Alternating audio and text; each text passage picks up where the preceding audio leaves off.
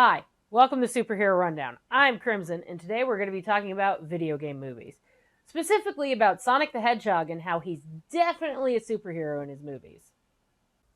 But before we get to that, let's talk about the genre of video game movies. For years now, there has been a curse of sorts haunting the video game movie genre. Whether a film was based on family-friendly properties like Angry Birds or Ratchet & Clank, or if it was a more adult-skewing story like World of Warcraft or Hitman, it was seemingly impossible to make a video game movie that was both financially successful and well-regarded by audiences and critics. There are bad adaptations of video game movies, but there are also cult classics as well. So let's take a look at some of the ones I liked, and no, I will not be reading the comments on why you're wrong. Okay. Go fuck yourself.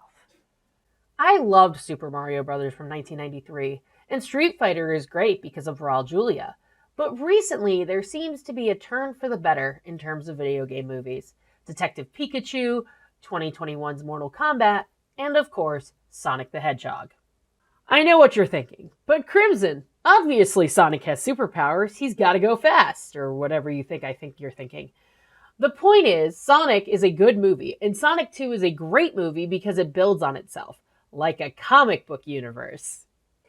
And yes, I am well aware of the early controversy of the animation and how they had to reanimate every Sonic scene when it was deemed terrible by fans. And I'm not going to show you, because I'm a nice person, even though I don't play one on the internet. The first movie sets up Sonic as a lonely protagonist. And how in the world is the Sonic the Hedgehog movie actually good? Paul Tassi explains. Fundamentally, Sonic is a story about loneliness, as the movie opens with Sonic having hidden on Earth for years, unable to talk to anyone lest it put him in danger. The entire arc of the movie is about Sonic making his first actual friends in ages, and a best friend in Marsden in particular.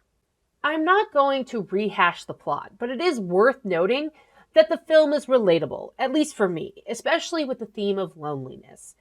Sonic has an origin story, but he is definitely just a kid with superpowers.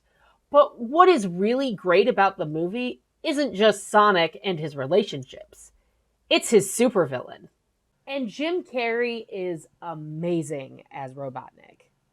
From the moment he steps on screen to his henchman, to his intelligence and zaniness, Carrey nails an unhinged master manipulator and supervillain in both movies. It's perfect. I can't imagine anyone else in that role. Carrey appears to be brute forcing his way through this ridiculous role, getting by on pure, unfiltered energy, and it's absolutely working. The fact that the directors just let him do his thing is fantastic, really. I can see a future where people walk out of cinemas discussing Carrey's role in isolation, purely based on the chaotic energy of these lines. And the first film is absolutely a fun ride. The movie shines when it remembers it's based on a video game, and there's some genuinely fun stuff, like when Sonic uses his time-stopping powers, or Robotnik's elaborate evil plotting montage that makes you wonder why more movies don't feature bad guys with choreographed dance sequences. Carrey plays up Robotnik as the cartoon villain he is, and it's a true delight to watch him in his element. Robotnik is outsmarted, of course, but he comes back in the second movie, and he really shines there as well. He teams up with Knuckles, and let me be clear, I absolutely loved Idris Elba as Knuckles. He is the right kind of deep voice, and they even tease Shadow. But I'm getting ahead of myself here. Let's get back to Sonic 2. While the first film is about loneliness, the second film is about growing up and finding your moment to be a hero. Not an origin story, but does build on the first movie, now that the character has been established. I really like that the second film focuses more on the animation instead of Sonic's relationship with Tom. Also,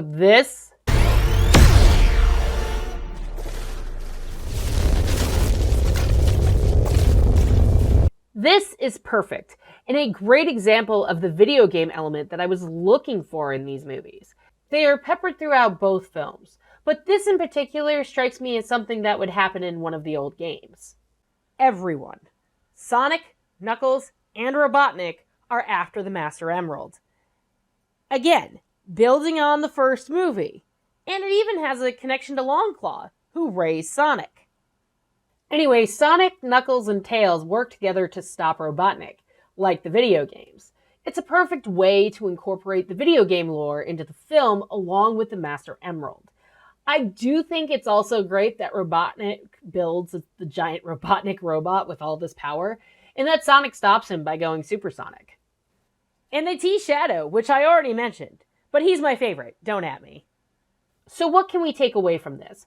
Well, Knuckles, Tails, and Sonic start a new quest to protect the Chaos Emeralds and live with Tom and Maddie all together. It's really a nice ending as it shows Sonic with his new friends and his family. As an aside, Agent Stone is my favorite henchman ever. He put the secret lab in the coffee shop. What a guy. And I mean, look at these lattes. I love him. He's such a good boy.